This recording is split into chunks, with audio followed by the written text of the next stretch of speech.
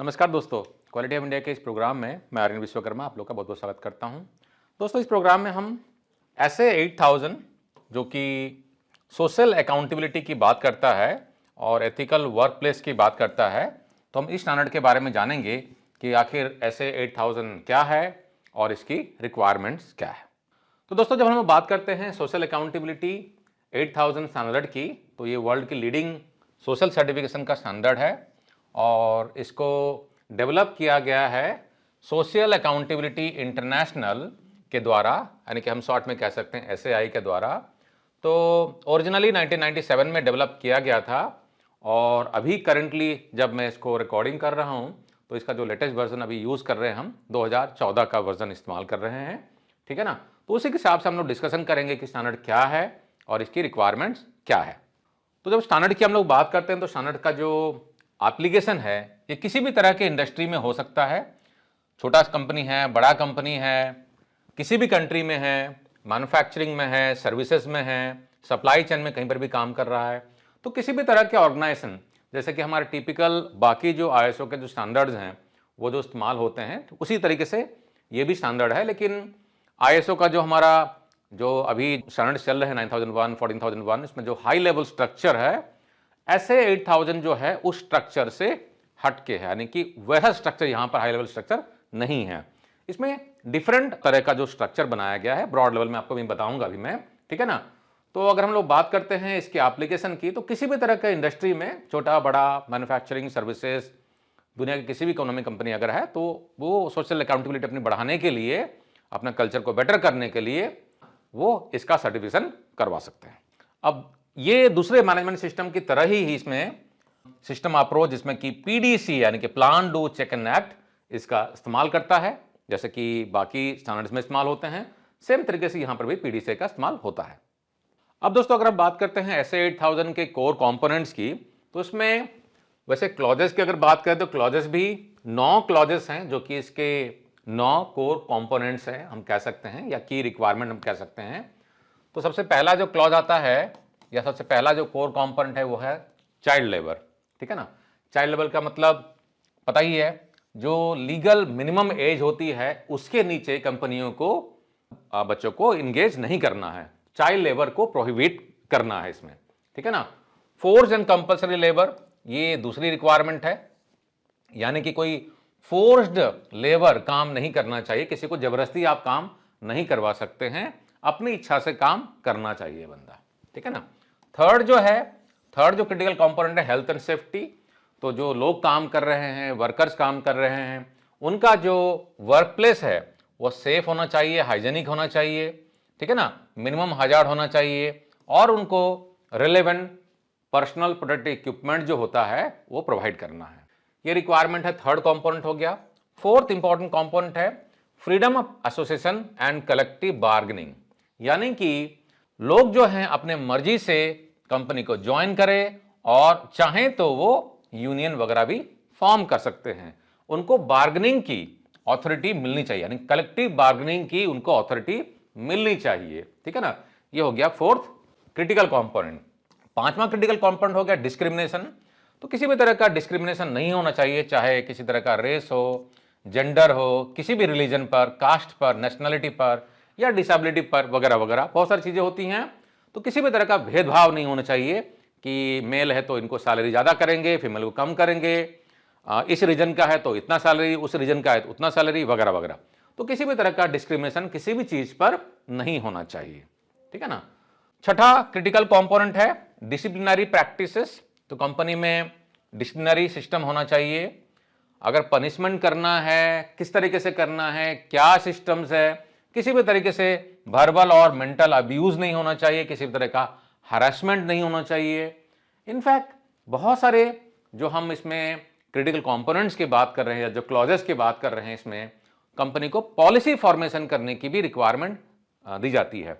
तो कंपनी को जैसे चाइल्ड लेबर है तो चाइल्ड लेबर के लिए पॉलिसी बनाइए और इसको इंप्लीमेंटेशन करने के लिए प्रोसीजर बनाइए, फोर्स एंड कंपल्सरी लेबर के लिए पॉलिसी बनाइए, हेल्थ एंड सेफ्टी के लिए पॉलिसी बनाइए, freedom of association and collective bargaining का पॉलिसी। तो इस तरीके से कुछ पॉलिसी बनाने की भी इसमें रिक्वायरमेंट रहती है और रिलेवेंट प्रोसीजर को भी डेवलप करने की इसमें रिक्वायरमेंट है। साथ ही साथ इसमें एक और क्रिटिकल रिक्वायरमेंट रहती है एसपीटी, यानी कि सोशल परफॉर्मेंस टीम। तो एसपीटी यानी कि सोशल परफॉर्मेंस टीम भी इसमें आपको एक क्रिएट करना होता है, जो कि जो भी कंपनी का जो परफॉर्मेंस है, जो भी आपने केपीआई डिसाइड किया हुआ, परफॉर्मेंस इंडिकेटर डिसाइड किया हुआ है, उनको वो टीम रिव्यू करती है, प्रॉपर इंप्लीमेंटेशन को इंश्योर करते हैं। इसके अलावा और भी बहुत सारी एक्टिविटीज हो सकती है उनके लिए, जैसे कि इंटरनल ऑडिट वगैरह को कोऑर्डिनेट करना, है ना, सिस्टम को डिफाइन करना, सिस्टम को मैनेज करना, मैनेजमेंट रिव्यू मीटिंग को कोऑर्डिनेट करना या उसका एजेंडा बनाना वगैरह वगैरह। तो ये सारी एक्टिविटी भी सोशल परफॉर्मेंस टीम का काम हो सकता है।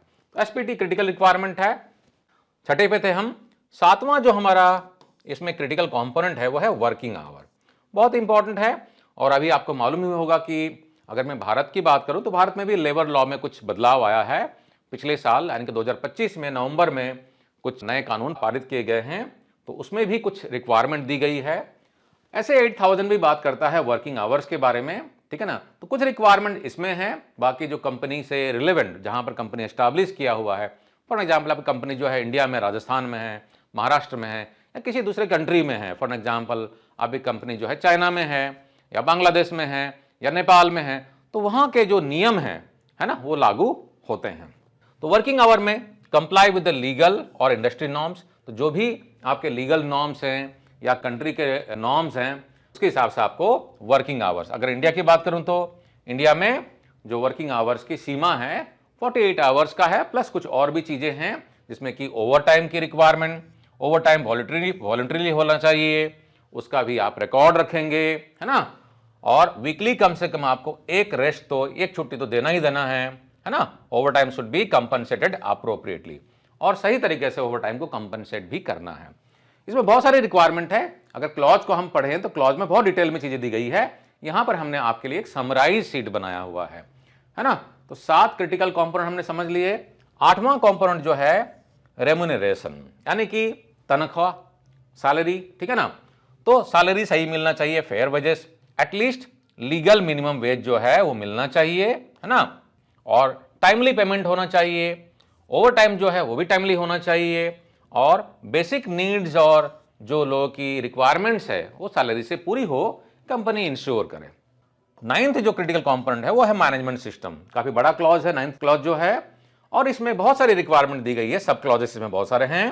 The organisation must implement a robust management system. तो मैनेजमेंट सिस्टम प्रॉपर्ली इंप्लीमेंट करना है, जिसमें कि पॉलिसीज हो, लोगों की अकाउंटेबिलिटी तय की जाए, स्टेक होल्डर का एंगेजमेंट करें, रिस्क मैनेजमेंट करें, रिस्क असेसमेंट करें, और कंटिन्यूअस मॉनिटरिंग और इंप्रूवमेंट्स करें, ठीक है ना। तो ये जो देख रहे हैं आप, ये स्टैंडर्ड है, ऐसे 8000 का स्टैंडर्ड है। बहुत मोटा स्टैंडर्ड नहीं है, लेकिन इसमें रिक्वायरमेंट जो है काफी सारी दी गई है सोशल अकाउंटेबिलिटी से रिलेवेंट। तो अलग अलग क्लॉजेस में अलग अलग रिक्वायरमेंट्स हैं, फिर सब क्लॉजेस हैं।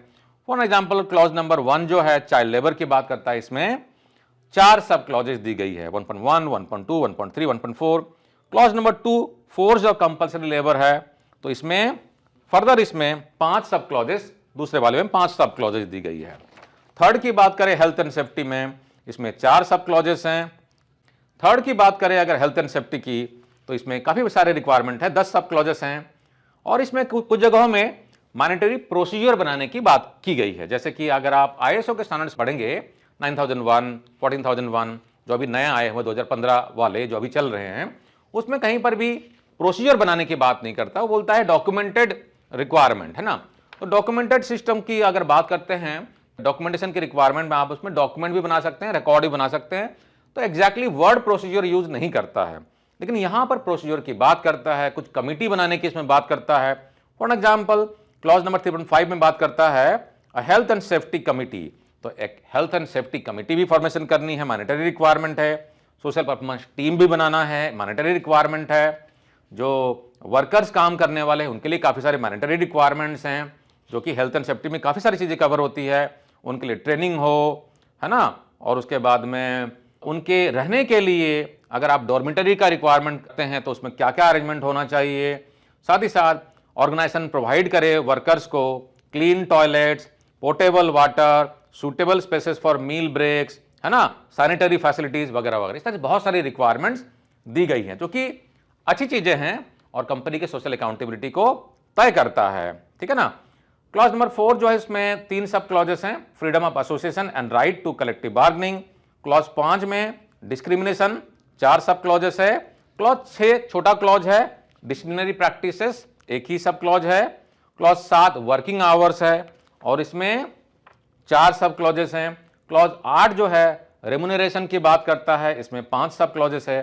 क्लॉज नंबर 9 जो कि लास्ट क्लॉज है और बड़ा क्लॉज है मैनेजमेंट सिस्टम, इसमें काफी सारी चीजों की बात करता है और सब क्लॉजेस काफी सारे हैं। बड़े सब क्लॉजेस की अगर बात करें तो उसमें पॉलिसी, प्रोसीजर और रिकॉर्ड्स बनाने की बात करता है। इसी में एमआरएम की बात करता है, मैनेजमेंट रिव्यू मीटिंग की बात करता है। फिर सोशल परफॉर्मेंस टीम यानी कि एसपीटी की बात करता है 9.2 में। 9.3 में identification assessment of risk assessment की बात करता है। 9.4 मॉनिटरिंग की बात करता है। 9.6 कंप्लेंट मैनेजमेंट और रिजोल्यूशन की बात करता है। 9.7 external verification and stakeholder engagement की बात करता है। 9.8 जो है करेक्टिव एंड प्रिवेंटिव एक्शन की बात करता है। 9.9 ट्रेनिंग एंड कैपेबिलिटी या कैपेसिटी बिल्डिंग की बात करता है और 9.10 जो है management of supplier and contractors, है ना। इस तरीके से काफी सारा रिक्वायरमेंट है। तो 9 क्लॉज जो है सबसे बड़ा क्लॉज है, इसमें बहुत सारी रिक्वायरमेंट दी गई है। तो दोस्तों ऐसे 8000 काफी इंपॉर्टेंट स्टैंडर्ड हो जाता है किसी भी ऑर्गेनाइजेशन की सोशल अकाउंटेबिलिटी को तय करने के लिए। यह आपको दूसरे एक्टिविटी में भी हेल्प करता है। अगर आपकी कंपनी ईएसजी फॉलो करती है, इन्वायरमेंट, सोशल और गवर्नेंस, कोई भी मॉडल फॉलो करती है, उसमें भी कंप्लायंस करने के लिए आपको ऐसे 8000 हेल्प करेगा। इसके अलावा इन्वायरमेंट के लिए ISO 14001 आपको हेल्प कर सकता है। एनर्जी मैनेजमेंट सिस्टम जो है 50001, ये भी आपको हेल्प कर सकता है काफी सारी चीजों में, ठीक है ना। तो अगर आपको प्रॉपर्ली इंप्लीमेंटेशन करना अपनी कंपनी में, तो आप क्वालिटी ऑफ इंडिया कॉन्डक्ट कर सकते हैं, हम आपको उसमें सपोर्ट कर सकते हैं।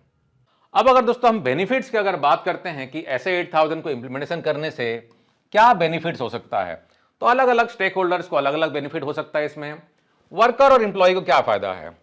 वर्कर और इंप्लॉय के लिए सेफ वर्क प्लेस मिलेगा, बेटर वर्क प्लेस मिलता है ना, जहां पर उनको प्रॉपर डिग्निटी मिलती है, वर्किंग कंडीशन बेटर मिलता है ना, किसी भी तरह का एक्सप्लॉयटेशन नहीं होता है, ना ही कोई डिस्क्रिमिनेशन होता है, राइट टू एक्सेस है उनको और उनको अपनी बात रखने का मौका मिलता है। कंपनी और एम्प्लॉयर के लिए क्या बेनिफिट है? कंपनी का अगर बात करें तो वो लेबर लॉस को अच्छी तरह से पालन कर सकते हैं, कंप्लाई कर सकते हैं, साथ ही साथ इंटरनेशनल नॉर्म्स को भी पालन करते हैं और बहुत सारे इंटरनेशनल बिजनेस को लेने के लिए आपको हेल्प मिलता है। बहुत सारे जो यूरोपियन कंट्रीज हैं और भी इंटरनेशनल जो कंट्रीज हैं, उनमें रिक्वायरमेंट रहती है ऐसे 8000 को कंप्लाई करने के लिए। अगर आप वहां से बिजनेस लेना चाहते हैं तो आपको हेल्प मिलता है। मार्केट में आपका रेपुटेशन भी बेटर होता है, सप्लाई चेन में आपकी क्रेडिबिलिटी बनती है, ठीक है ना, और लीगल रिस्क भी कम होता है। बायर ब्रांड्स और ग्लोबल बायर्स के लिए क्या बेनिफिट है? उनको यह भरोसा मिलता है कि कंपनी सिर्फ ISO 9001 प्रोडक्ट के लिए सर्टिफिकेशन नहीं ले रही है, बल्कि सोशल स्टैंडर्ड्स को भी फॉलो करती है ना। तो इसमें चाइल्ड लेबर हो गया, फोर्स लेबर हो गया, वगैरह वगैरह बहुत सारी चीजों के बारे में कंपनी ख्याल रखती है और एक अच्छी कंपनी है जो कि सिर्फ पैसा कमाने के बारे में नहीं सोच रही है, बल्कि वो सोशल रिस्पॉन्सिबिलिटी भी समझती है। ऑपरेशनल बेनिफिट्स क्या हो सकता है इससे? बेटर इंप्लॉय रिटेंशन होगा, इससे इंप्रूव प्रोडक्टिविटी बढ़ती है ना, वर्क एनवायरनमेंट बेटर होगा क्योंकि इंप्लॉइज मोटिवेटेड रहेंगे, रिस्क ऑफ एक्सीडेंट आपका कम हो जाता है, ग्रीवेंसेस लेवल कम होता है, अगर होता भी है तो प्रॉपर तरीके से आप उसको मैनेज करते हैं क्योंकि आपने सिस्टम, प्रोसेसेस, प्रैक्टिसेस को इंप्लीमेंट किया हुआ है, ठीक है ना। तो ये काफी बेनिफिशियल होता है ऑर्गेनाइजेशन के लिए और ओवरऑल सप्लाई चेन के लिए। आपका क्या कहना है ऐसे 8000 के बारे में, या आपका अगर कोई एक्सपीरियंस रहा है तो कमेंट सेक्शन में लिख के हमारे साथ में जरूर शेयर करें। और दोस्तों अगर आपको इस सिस्टम को अपने कंपनी में इंप्लीमेंटेशन करना है, किसी भी तरह का सपोर्ट चाहिए, तो आप हमें कॉन्टैक्ट कर सकते हैं। इसके अलावा दोस्तों क्वालिटी ऑफ इंडिया एक NABCB IAF accredited certification body भी है। किसी भी तरह के ISO सर्टिफिकेशन के लिए आप हमें कॉन्टैक्ट कर सकते हैं। ISO सर्टिफिकेशन के अलावा क्वालिटी ऑफ इंडिया ट्रेनिंग और कंसल्टेंसी की एक्टिविटी, बिजनेस कंसल्टेंसी की एक्टिविटी में भी इंगेज्ड हैं। चाहे सिक्स सिग्मा इंप्लीमेंटेशन करवाना हो, लीन मैन्युफैक्चरिंग के practices, business excellence, operational excellence implementation करवाना हो, आप हमें कॉन्टैक्ट कर सकते हैं। साथ ही साथ सेल्फ बेस्ड लर्निंग में क्वालिटी ऑफ इंडिया एक पायनियर के तौर पे काम करता है। हमारे पास में 100+ ऑनलाइन कोर्सेज अवेलेबल हैं। क्वालिटी ऑफ इंडिया के एप्लीकेशन को आप iOS के स्टोर से या एंड्रॉयड के स्टोर से आप डाउनलोड कर सकते हैं। इंग्लिश और हिंदी में 100+ कोर्सेज अवेलेबल हैं जो कि आप घर बैठे पढ़ के, सीख के, सर्टिफाइड होकर अपने कैरियर को नई ऊंचाई में लेके जा सकते हैं। Weekly live doubt clearing session मिलता है और आप अपनी मर्जी से अपने पेस से आप स्टडी करते हैं। हर तरीके से आपको सपोर्ट किया जाता है सर्टिफिकेशन होने तक। अगले वीडियो में दोस्तों फिर से मुलाकात होगी, तब तक के लिए विदा लेता हूं। जय हिंद।